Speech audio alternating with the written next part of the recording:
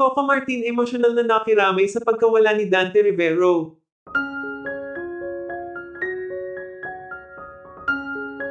Malungkot at nakiramay ang director at actor na si Coco Martin sa paglisan ng kasamahan nila sa industriya.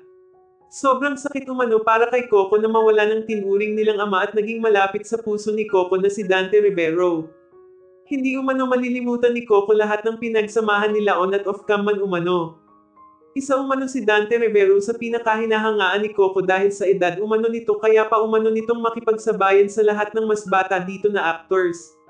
Samantala ayon sa source matagal na umanong may iniindang karamdaman si Dante kung kaya dala ng edad nito at kalagayan nito kaya hindi na kinaya pa ng katawan nito. Ayon pa sa pamilya ni Dante, mahal na mahal umano ni Dante ang pag-arte maging ang mga kasamahan nito sa industriya, kung kaya kahit na nahihirapan ito dahil sa edad nito, pilit umano nitong kinakaya at pinipilit ang sarili upang makapagtrabaho at upang makasama pa niya ang mga kasamahan niya sa industriya lalo na sa larangan ng pag-arte. Ayon pa kay Coco Martin, halos sa araw-araw umano nilang pagsasama ni Dante Rivero, halos hindi niya umano ito kitaan ng kahit na anong pagod sa sarili nito dahil lagi umano itong pumapasok ng masaya at masigla. Hanga umano si Coco sa pagmamahal ni Dante sa kanyang propesyon. Sana umano lahat ng artista katulad ni Dante Rivero na mahal ang kanyang ginagawa maging ang mga taong nakapaligid dito.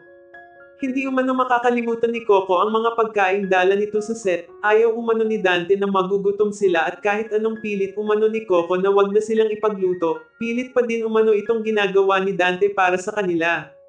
Saludo umano siya kay Dante Rivero.